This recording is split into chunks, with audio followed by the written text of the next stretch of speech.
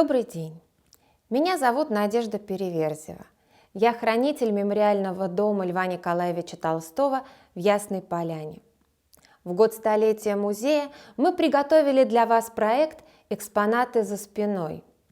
В этом проекте мы рассказываем вам о предметах дома Толстого, которые часто выпадают из поля зрения экскурсовода и посетителя. Но за каждым предметом стоит своя интересная глубокая история.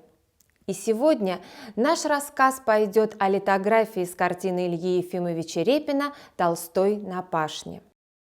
Илья Ефимович Репин и Лев Николаевич Толстой познакомились в 1880 году. Тогда, по настоятельной рекомендации критика Владимира Васильевича Стасова, Лев Николаевич посетил московскую мастерскую Репина.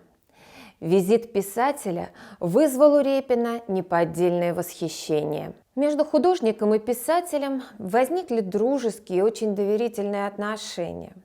Спустя годы Репин признавался: «Для меня духовная атмосфера Льва Николаевича всегда была обуревающей, захватывающей. При нем, как загипнотизированный, я мог только подчиняться его воле». Репин неоднократно гостил у Льва Николаевича Толстого. Первый визит художника в Ясную Поляну состоялся в августе 1887 года. Репин прожил в Ясной Поляне 8 дней.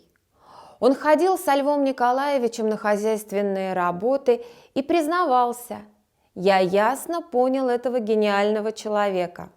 Репин в то лето сделал много набросков, работал над художественным портретом Толстого, которым остался очень недоволен и думал его уничтожить.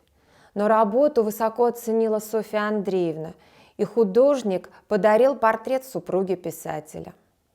Тогда же, в августе 1887 года, Репин сделал наброски к картине «Толстой на пашне». Более 6 часов художник наблюдал за тем, как Толстой бороздит сахой черную землю, как с улыбкой и иронией наблюдают за графом крестьяне, как он сам попробовал попахать и как сделал зарисовки в альбомчик. Позднее зарисовки стали полноценной картиной, которую приобрел для своей галереи Павел Михайлович Третьяков. Зрители и критики восхищались образом, который сумел передать художник. Владимир Васильевич Стасов отмечал, что фигура Толстого своей силой и мощью напоминала ему 2 бронзовых богатырей, которые у Репина в бурлаках идут в первой паре. Стасову так понравилось изображение, что он предложил размножить его при помощи литографской печати.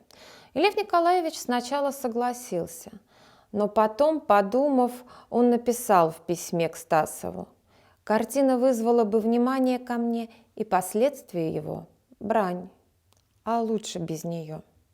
Софья Андреевна поддержала супруга. Она писала, что распространение рисунка, изображающее его в самой интимной, ему одному дорогой жизни, может доставить писателю огорчение. Репин, который восхищался Толстым и образом его жизни, напротив, считал, что распространение копий картины – дело беспримерное и хорошее. В итоге Лев Николаевич, не желая расстроить художника, согласился на тиражирование картины. Копии появились во многих журналах, книгах, разошлись отдельными изображениями. Одну из таких копий вы можете видеть в гостиной Яснополянского дома.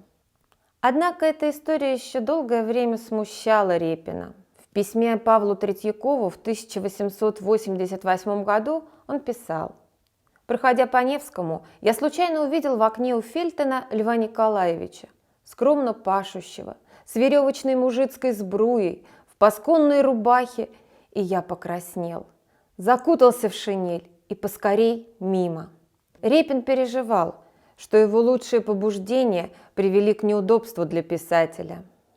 Но этот случай нисколько не испортил отношений художника и семьи Толстых. Напротив, Репин был частым гостем Ясной Поляны, приезжал сюда с семьей и очень много здесь работал. И именно он сделал самое большое количество изображений Льва Николаевича Толстого.